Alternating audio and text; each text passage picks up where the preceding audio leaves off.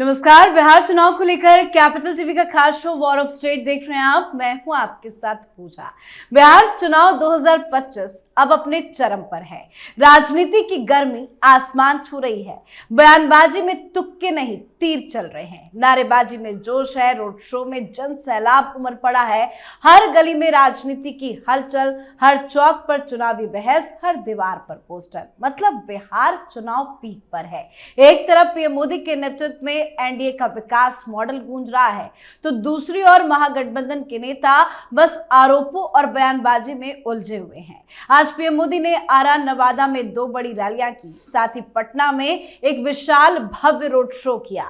PM Modi ने महागठबंधन पर प्रहार करते हुए कहा कि आरजेडी ने कांग्रेस की कनपट्टी पर कट्टा रखकर सीएम का चेहरा घोषित कराया, तो तेजस्वी यादव भी चुनावी प्रचार करते दिखे। राहुल प्रियंका वाड्रा भी बिहार में है। आज राहुल गांधी चुनावी रैली में भाषण के बाद तालाब पहुंच गए। मछुआरों के साथ मिलकर जाल से मछलियां पकड़ी, साथ ही तालाब के पानी में डुबकी भी लगा ली। तो एनडीए और महागठबंधन में क्या चल रहा है बताएंगे आपको। साथ ही चुनाव के बीच में मोकामा में दुलारचंद हत्या मामले को लेकर बवाल मचा हुआ है। गिरफ्तारी के बाद आज अनंत सिंह को एमपी एमएलए कोर्ट में पेश किया गया, जहां उन्हें 14 दिनों की न्यायिक हिरासत में भेज दिया गया है। तो बिहार से जुड़ी तमाम ताजा अपडेट के साथ मेरे साथ स्टूडियो में मौजूद हैं कैपिटल टीवी के एग्जीक्यूटिव एडिटर राजीव जी और हमारे सहयोगी और सीनियर जर्नलिस्ट राज सिंह।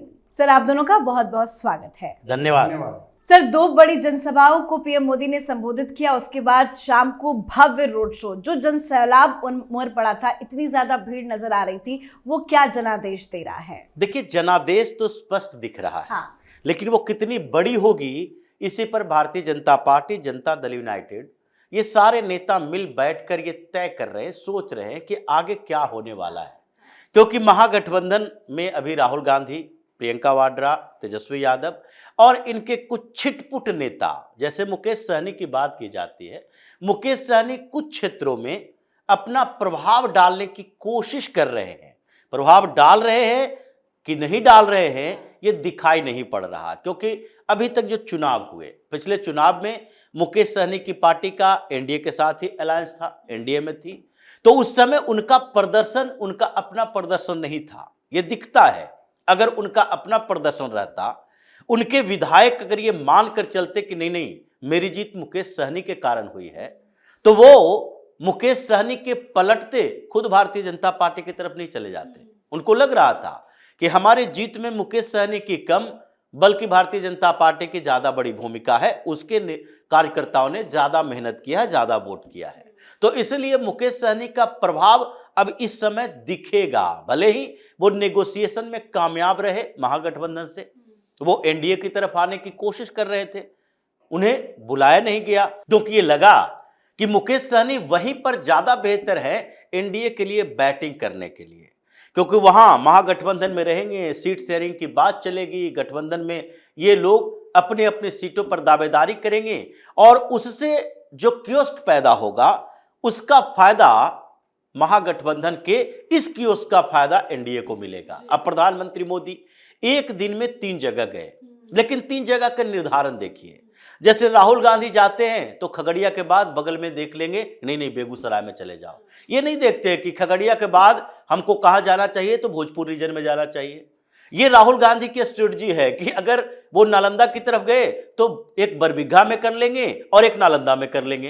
वो आसपास के क्षेत्र ढूंढते हैं कि 2 ये कोरम पूरा करना है, संख्या बताने की नहीं 2 रैलियां एक दिन में कर ली। लेकिन प्रधानमंत्री मोदी ने ये स्ट्रेटजी जो बनाई गई थी, नवादा की तरफ भी गए, आरा में भी गए, भोजपुर के क्षेत्र में भी गए और फिर उसके बाद वहां से चले। तो नवादा के क्षेत्र में इसलिए जरूरत पड़ी थी क्योंकि नवादा के क्षेत्र में नालंदा के बाद से वो क्षेत्र ऐसा है जिसमें अभी 2 जो पूर्व विधायक थे राजद के, वो एनडीए के में आ गए हैं, भारतीय जनता पार्टी या जनता दल यूनाइटेड में आ गए, वो प्रत्याशी है। क्षेत्र ऐसा है जहां से भारतीय जनता पार्टी के सांसद है, नवादा से अभी विवेक ठाकुर, सीपी ठाकुर के बेटे हैं। लेकिन उन क्षेत्रों में अभी प्रधानमंत्री मोदी की जरूरत महसूस हुई, और यह जरूरत इसलिए भी महसूस हुई कि ये जो महागठबंधन से पलटी मारकर एनडीए की तरफ लोग गए थे, उनको लग रहा था कि एक बार केंद्रीय नेतृत्व की उपस्थिति जरूरी है, ताकि अभी तक जो हमने माहौल बनाया है उसको और 10-15% ऊपर कर सके। आरा में भी यही स्थिति रही। भोजपुर का रीजन तो पिछली बार जनता दल यूनाइटेड के लिए सबसे बुरा रहा था। उन पूरे क्षेत्र में जनता दल यूनाइटेड को सबसे कम सीटें मिली थी, लेकिन इस बार अमित शाह ने भी जब पहले स्ट्रेटजी तैयार की थी, जोनल वाइज मीटिंग शुरू की थी, तो भोजपुर के क्षेत्र से ही की थी। प्रधानमंत्री मोदी भी बार बार भोजपुर जा रहे हैं।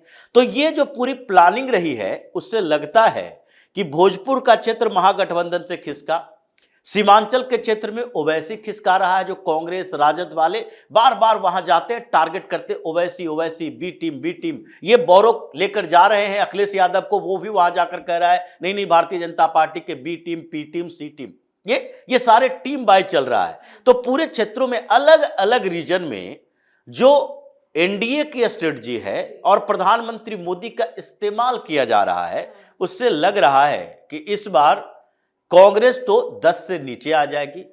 ये सीपीआई एमएल का करिश्मा खत्म हो चुका, पिछली बार की तरह अब नहीं है, क्योंकि सीपीआई एमएल के जितने विधायक चुने गए, जैसे जहानाबाद के क्षेत्रों में देखते हैं रामबली यादव जैसा विधायक चुना गया, लेकिन वो यादवों के बीच ही पॉपुलर नहीं हो पाया, क्योंकि वो माले के लोगों के लिए काम कर रहा है, यादव राजद के लोगों के लिए काम कर रहे हैं। तो हर जगह जो इन लोगों के बीच झगड़ा चला है, तो ग्राउंड में ये पिछड़ते जा रहे, परसेप्शन बनाने में पिछड़ रहे हैं, तो आगे परिणाम में भी पिछड़ना ही है। बिल्कुल इंतजार करते हैं परिणाम का। लेकिन जहां जहां पीएम मोदी जा रहे हैं, नो डाउट एक क्षेत्र में प्रचार करते हैं, उसका इम्पैक्ट कई जगहों पर, कई क्षेत्रों में होता है।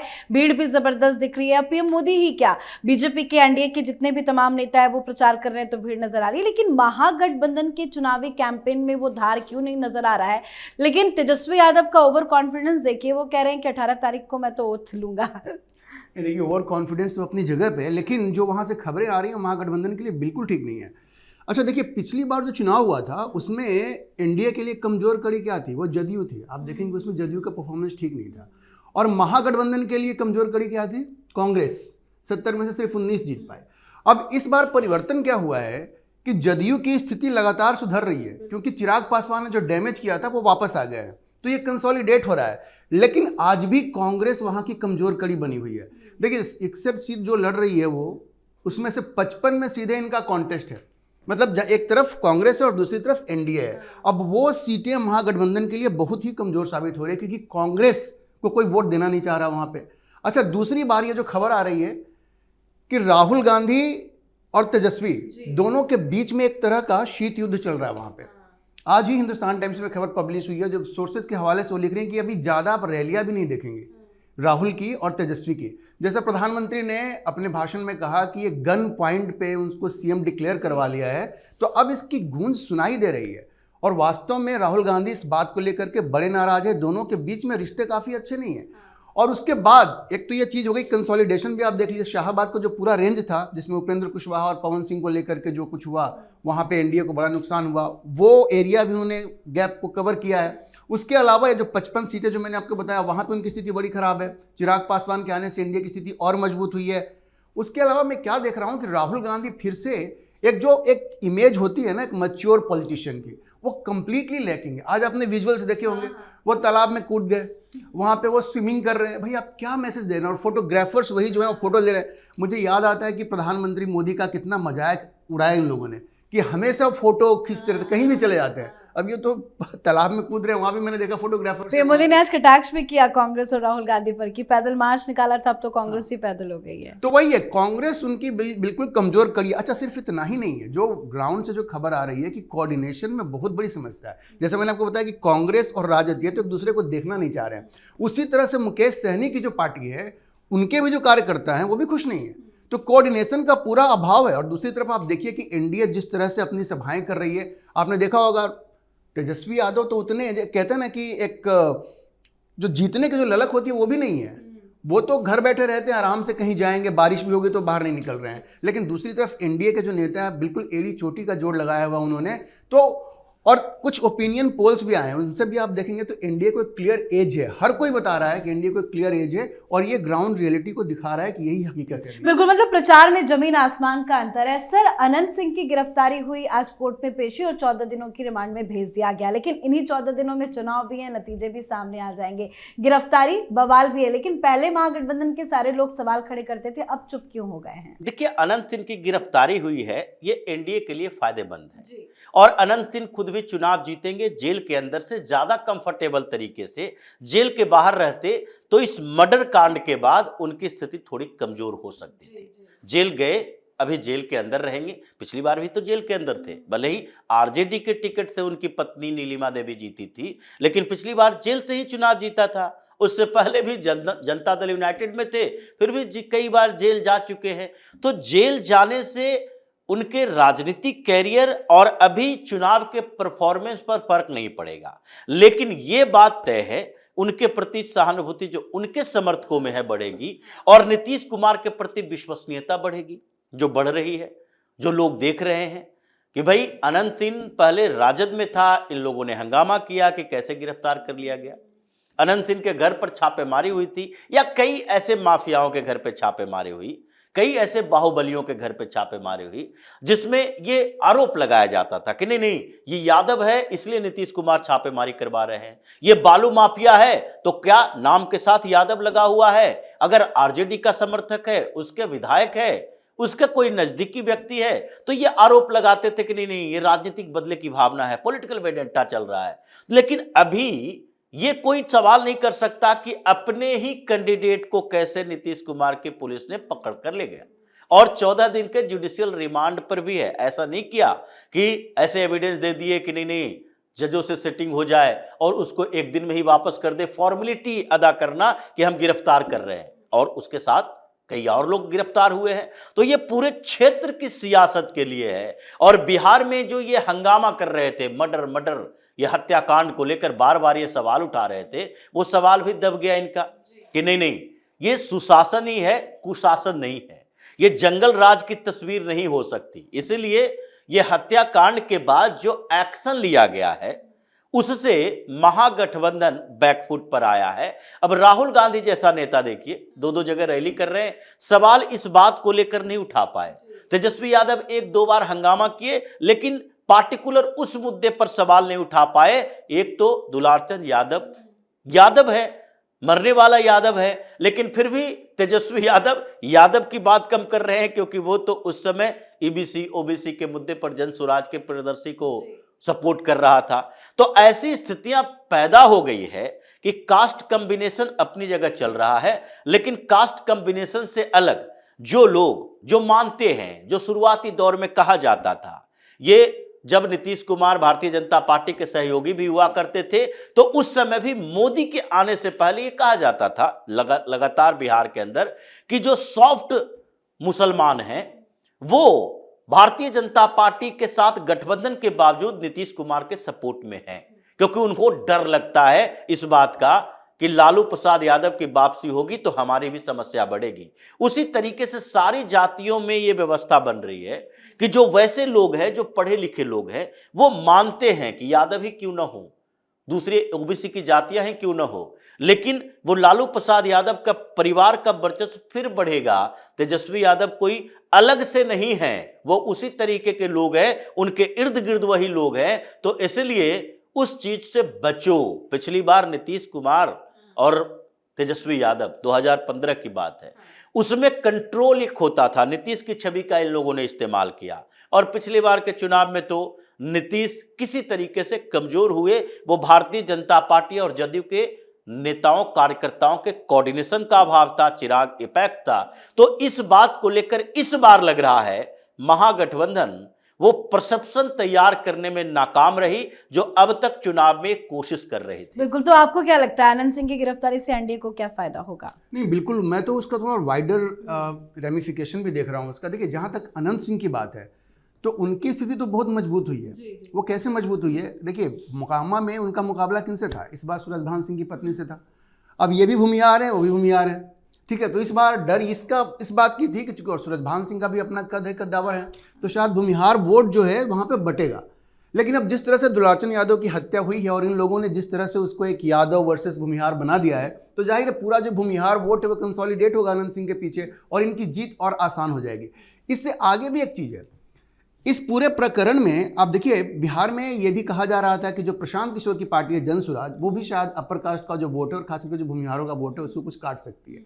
लेकिन इस पूरे प्रकरण में जिस तरह से जनसुराज का जो कैंडिडेट है पीयूष प्रियदर्शी, उसका नाम आया है और जिस तरह से उसका एक एंटी अपर कास्ट जो अप्रोच है और दुलाचन यादव के साथ मिलकर के उस एरिया में वो जिस तरह से ये बैकवर्ड फॉरवर्ड की पॉलिटिक्स करने की कोशिश कर रहा था, तो ये चीज़ पूरे बिहार में फैलेगी और ये जो अपर कास्ट का वोट काटने की ये जो नीयत थी प्रशांत किशोर की, जो कहा जा रहा था कि कुछ वोट वो काटेंगे, अब वो भी कुंद हो जाएगा। उस हिसाब से जो बीजेपी के जो परंपरागत जो वोट बैंक है उसमें वो सेंध नहीं लगा पाएंगे।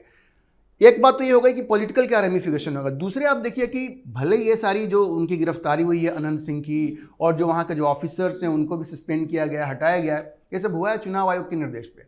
लेकिन चुनाव आयोग का भी निर्देश हो और अगर स्टेट गवर्नमेंट पूरी तरह से सपोर्ट नहीं करे तो इतना स्मूथली चीज़ें नहीं हो सकती। और इसीलिए फ़र्क यही है, ये लोग कहते हैं ना कि जंगल राज हो गया, जंगल राज हो गया, ऐसा नहीं है।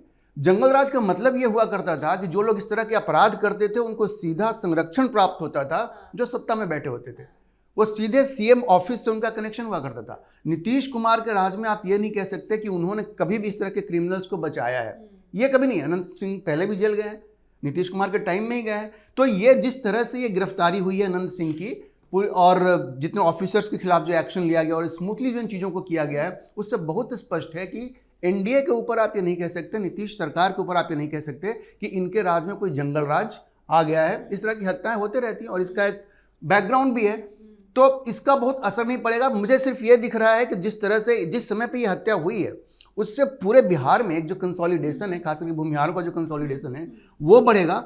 जनसुराज की सेंध लगाने की जो उम्मीद थी वो घटेगी और अनंत सिंह की जीत तो मुझे लग रहा है कि बिल्कुल पक्की है। जी, बहुत बहुत धन्यवाद सर आप दोनों का। धन्यवाद। तो बिहार विधानसभा चुनाव का माहौल अब पूरी तरह से गर्मा चुका है, मैदान सज चुका है, मंच तैयार है और जनता का मूड अब साफ साफ दिखने लगा है। हवा एक बार फिर एनडीए के पक्ष में बहती नजर आ रही है। जैसे जैसे प्रचार तेज हो रहा है वैसे वैसे महागठबंधन की रफ्तार धीमी और बेअसर लग रही है, जबकि एनडीए का कैंपेन हर दिन और धारदार बनता जा रहा है। तो बिहार चुनाव पर आप भी अपनी राय कमेंट करके लिखिएगा। देखते रहिए कैपिटल टीवी। नमस्कार।